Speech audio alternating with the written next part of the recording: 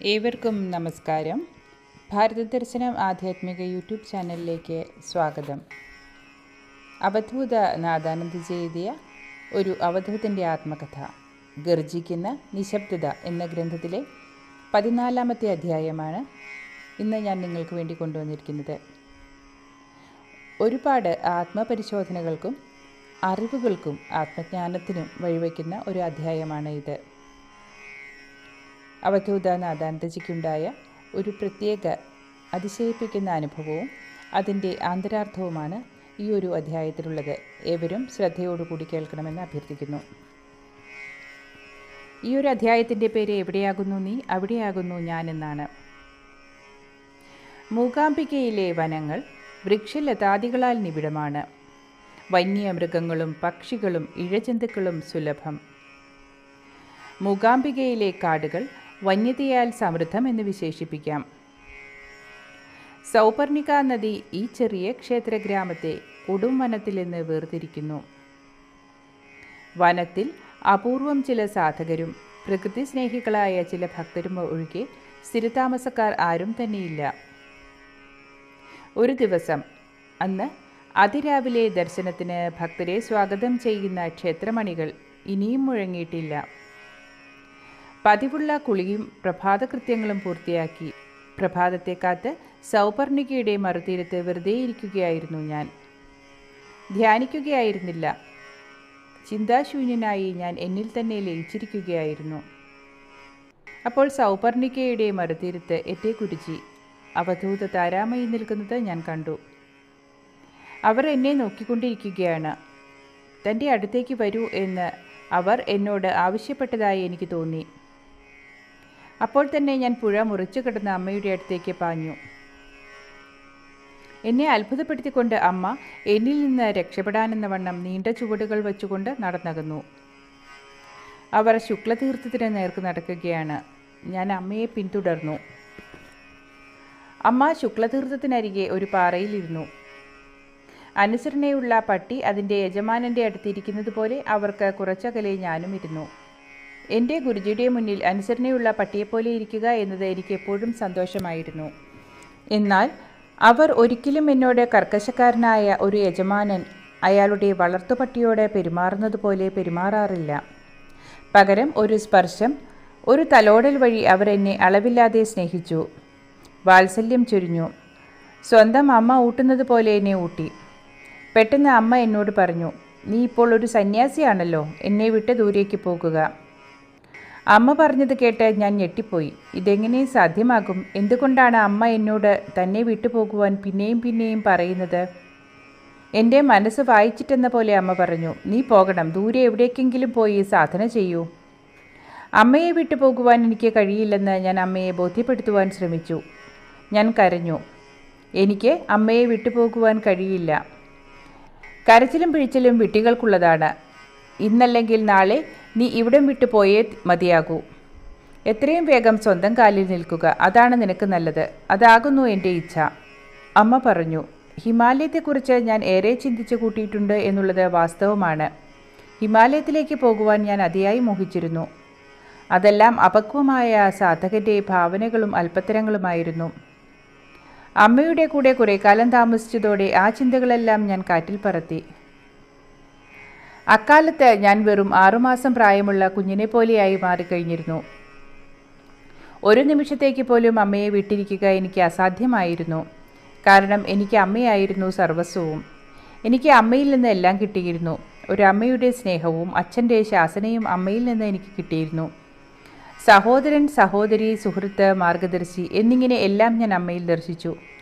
അങ്ങനെയുള്ള അമ്മയെ വിട്ട് ഞാൻ എങ്ങനെ പോകും? എന്തിനു പോകണം? പെട്ടെന്ന് അമ്മ എഴുന്നേറ്റു.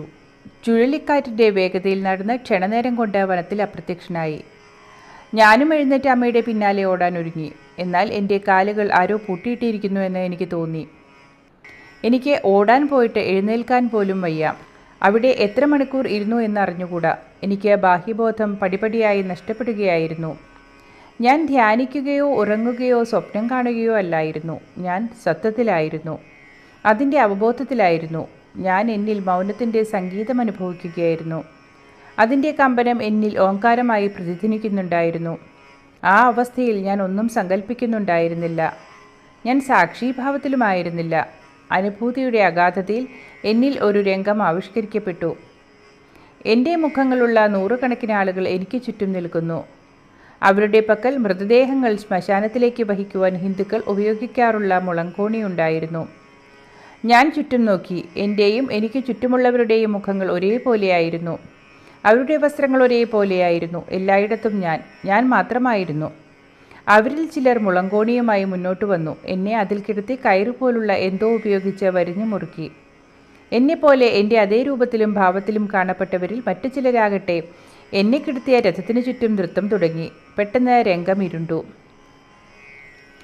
എൻ്റെ മുഖമുള്ള നൂറുകണക്കിന് പകർപ്പുകൾ കത്തുന്ന, അതായത് ചുറ്റും ചുവപ്പ് വർണ്ണ ജ്വാലകളുള്ള പന്തങ്ങളുമായി വന്യമായി നൃത്തം ചവിട്ടാൻ തുടങ്ങി. ആ താളം എനിക്ക് പരിചിതമാണെന്ന് എനിക്കപ്പോൾ ഓർമ്മ വന്നു. അത് ദുരാചരണത്തിൻ്റെ താളമാണ്. എൻ്റെ മുഖങ്ങളും ശരീരഭാഷയുമുള്ള അവർ വന്യമായ ഭീകരമായ പെരുമ്പറകളുടെ താളത്തിൽ എനിക്ക് ചുറ്റും അതേ നൃത്തം ചവിട്ടുന്നു. പെട്ടെന്നെല്ലാം നിശബ്ദമായി. എല്ലാം നിശ്ചലമായി. എങ്ങും അഗാധമായ നിശബ്ദത. എൻ്റെ അടുത്ത് ആരുമില്ല. എന്താണ് സംഭവിക്കുന്നത് എന്ന് എനിക്കൊരു പിടിയും കിട്ടുന്നില്ല. എൻ്റെ തലയിൽ ആരുടെയോ പുനരുജ്ജീവകരമായ ഒരു തലോടൽ എനിക്ക് അനുഭവപ്പെട്ടു. അത് എൻ്റെ അമ്മയുടെ സ്നേഹം നിറഞ്ഞ തലോടലാണെന്ന് എനിക്ക് സംശയമൊന്നും ഉണ്ടായിരുന്നില്ല.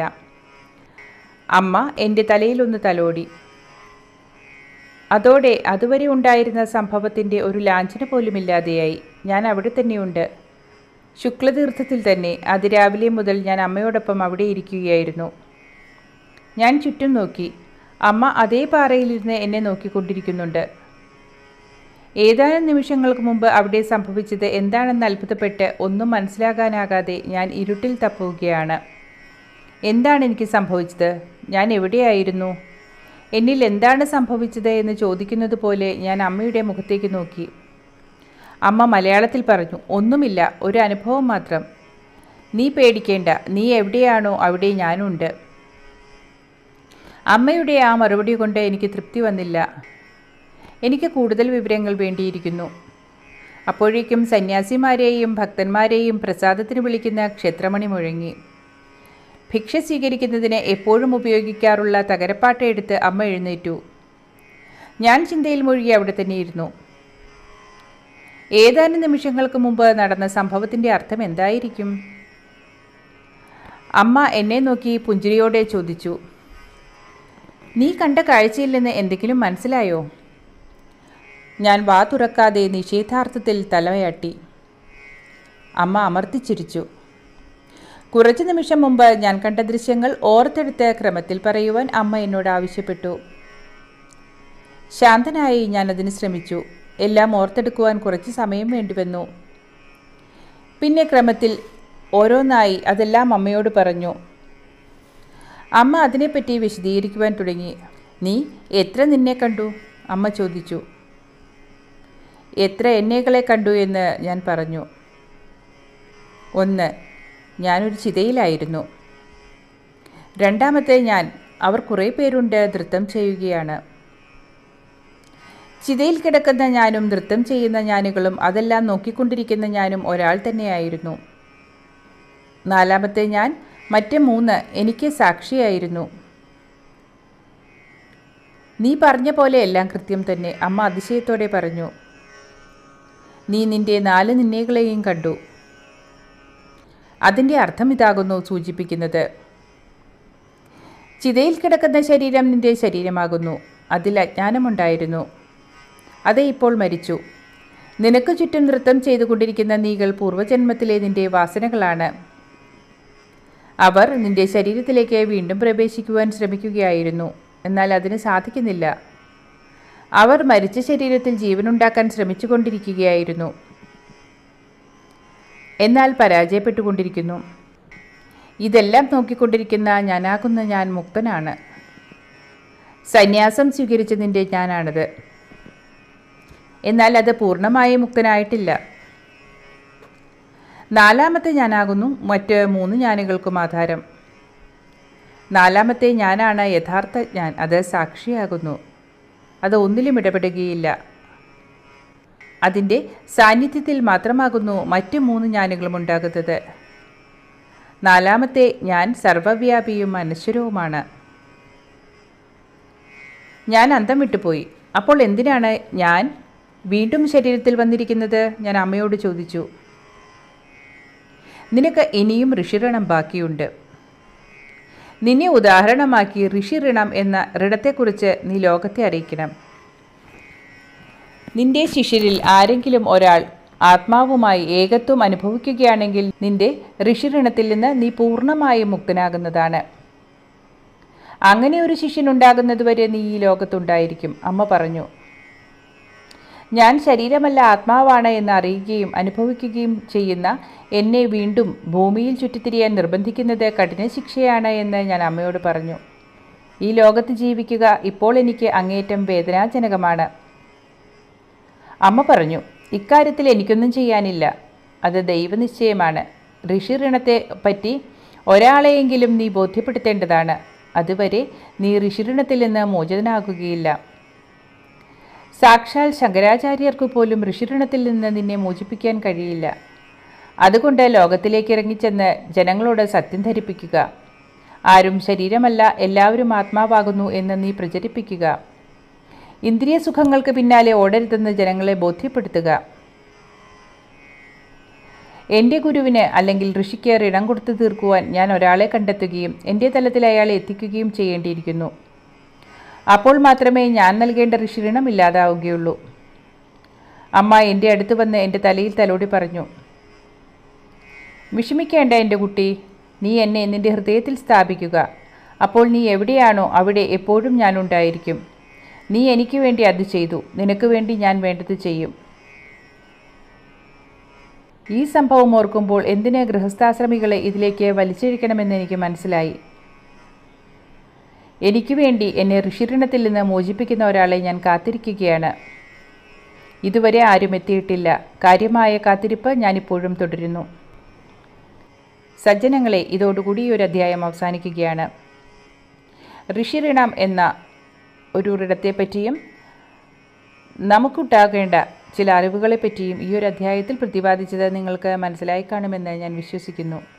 ഏവർക്കും നന്ദി, നമസ്കാരം.